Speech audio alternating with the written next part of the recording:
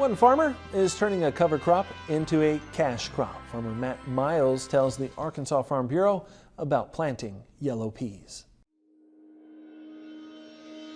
I got a letter in the mail, and I'm not real sure why I got it, but it was from a company called Purus, and the letter basically explained that they have a crop they're wanting to grow, and it was yellow peas.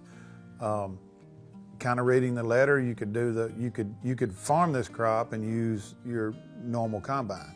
Where we've tried peanuts before, and I think peanuts are great, but you got to have a separate combine. It's a complete separate way of farming. It's the same until it comes to harvest, and you can't take we take our one combine and go over 3 or 4, 5,000 acres.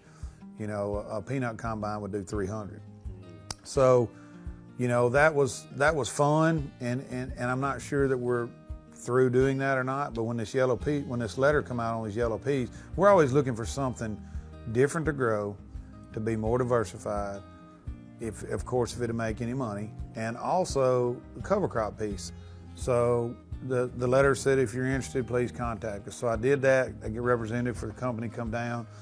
We sat down and started talking about it. They basically take that yellow pea and use it as a protein isolate, and are able to put that in different nutritional value foods. The guy came down, we started looking at it. There's different ways you can grow them. You can grow them all season long. But when he came up with the idea that you can plant them in November and harvest them in March, I'm like, well, that's a perfect cover crop. It's good for the environment, through the cover crop ways, through production of food, and also allows us to do more with less. So looking at it in a nutshell, there was a lot of different advantages from it. Don't know a lot about it. It's a legume, so it's gonna raise a lot like soybeans, but yet it's gonna be in the winter. So there is some some dangers there if we get a really late. Same with wheat. If we get a really late freeze when the wheat's in its reproductive stage or milk stage or whatever, we're gonna have that same dangers with the peas, but we have that same danger in any crop we grow, actually. We're always looking for the next step, if there's something we can do different. I don't have anybody to go talk to in my area because this will be the first time it's ever been done. There is some close, I think there's some across the river in Mississippi, there's some in northeast Arkansas.